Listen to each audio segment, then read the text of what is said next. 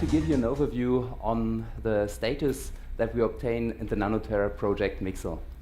So this project has a target to develop a very cheap, mass-producible, ultrafast laser, which can be then used for numerous applications. And it's a collaboration between the group of Ursula Keller at ETH Zurich, who is the PI, Ellie Capone's group at EPFL Lausanne, my group at the University of Neuchâtel, and Bernd Witzigmann's group, who previously was at ETH Zurich and who's now at the University of Kassel. So let me start with a reminder on ultrafast lasers. So ultrafast lasers generate short pulses, and with short, I mean picosecond or femtosecond duration. With these pulses, you can investigate extremely short events. That's one application area. But because you have short pulses, you also can put quite a lot of these pulses into a short time interval. So for example, if you have picosecond pulses, you can put billions of pulses in 1 second. And this is highly attractive, for example, for optical interconnects or for application like optical clocking. Another advantage if you have ultra-short laser pulses is that because this light is coherent and already concentrated in time, well, if you now concentrate it also in space by focusing it down, you can generate extremely high intensities. This allows you to, for example, to exploit nonlinear effects in material processing or do nonlinear imaging, for example, using multiphoton imaging. So these are multiphoton images which were obtained with our semiconductor lasers. So the first multiphoton images from any picosecond semiconductor laser. And this was done in a collaboration with the ICFO in Barcelona. A third advantage if you have ultra-short laser pulses is that a train of ultra-short pulses in the frequency domain corresponds to individual lines which are extremely precise. So you have a whole bunch of lines which you can use as a ruler in the optical space. And this allows you to generate clocks which have a much, much better accuracy than the best atomic clocks we have. Other applications are also that you can take such a COM, take a second COM slightly offset, and you can do COM spectroscopy. You have a very simple detection way where you then can span a large range for spectroscopy and sensing applications. Now, all these applications have already been demonstrated that they work. But there is one big issue, and that is that the laser systems which are currently used in these applications are too expensive and too complex. So here you can see a typical image of such a laser which is used in many labs today. And if you would like to give such a laser to a doctor so that he can do some sensing applications, you also have to employ a physicist who takes care of the laser. So this is not really a cost-efficient solution. And we think that we have to go for semiconductor lasers if we want to change this, because for semiconductor lasers in the continuous wave world, it already worked. You have diode lasers in laser printers, in compact displays, in many applications. The whole internet is based on lasers. And what we are investigating in this project is a slightly different approach for semiconductor lasers. It's not based on edge emitters, but on vertical emitters. And we have a gain chip, which provides the laser light. And then we have another chip, which is a CSEM, which provides a pulse formation so that you can generate the femtosecond or the picosecond pulses. And in this project, we then also study the integration of both elements into a single structure, which in this way becomes extremely easy and simple to manufacture. So when we started the project, what we wanted to do was trying to improve it, trying to improve the output powers, the pulse durations, and also operate at different wavelengths. And in order to achieve such a performance, we had to understand and optimize the saturable absorbers.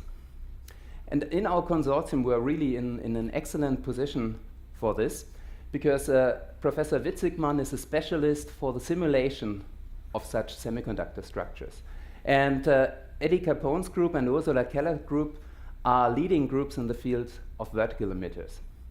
And then what we also wanted to do is we wanted to try application studies to see if these lasers have the same advantages than the standard diode-pumped lasers. And so that's a role of my group in Neuchâtel. We wanted to see if we can use these lasers, for example, for metrology applications. So let me now focus on the state of art that we achieved today. So one key result that we obtained was that we could realize a wafer fusion process which substantially improved the performance, because we have now the flexibility to combine excellent semiconductor materials, for example, for the mirror structure, with other semiconductor materials just by wafer bonding, indium phosphide, for example, for the gain structures. And this allowed us to demonstrate unprecedented power levels in the 1.3 micron region from such optically pumped VCSELs. And this technology has been patented. So recently it was a granted patent. And we could also demonstrate mode locking of these structures. A second milestone result that we obtained in this project was a demonstration of high power levels in femtosecond pulses. So here in this diagram you can see the average power versus pulse duration for mode-locked VCSELs.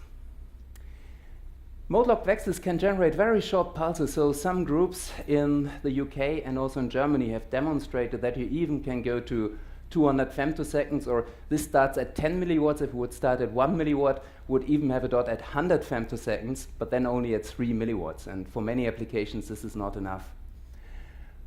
Now, the problem was that at the typical power levels that you need for applications of hundreds of milliwatts, or let's say 100 milliwatts up to a watt, short pulses were not possible.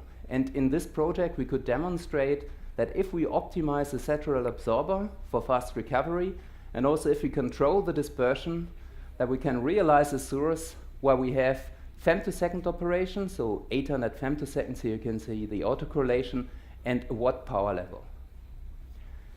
In this case, we're actually also using quantum dots, not only in the CSEM, but also in the gain region. So this is a sketch of the cavity. Now, with a MIXSEL, the integrated version of such an ultrafast VCSEL, we could demonstrate in this project the highest average power from any ultrafast semiconductor laser. So this is the dot shown here, 6.4 watt at about 20 to 30 femtoseconds. So the power level is very impressive. So here in blue you can see the different MIXSEL results that we obtained in the project. But one problem that at the moment we are still facing with the MIXSEL results is we also would like to move them towards shorter pulses. It depends always on the application area. If you want to do telecommunication, such a duration is fine. But if you want to do, for example, biomedical imaging, you would prefer to have shorter pulse durations. In the project, we realized that the problem we were facing was that the quantum dot layer, which we used that absorber inside the MIXSEL structure, was annealed and showed a very slow recombination process. So in this diagram, you can see the saturation behavior versus time. And in the absorber that we're using in the MIXSEL, well, we reach a 50% recovery only after about 80 picoseconds. And this is why we could not generate femtoseconds with this structure. Here in red, you can see the quantum dot CSEM, which we're using in the 1 watt result. So it has a substantially faster recombination dynamics.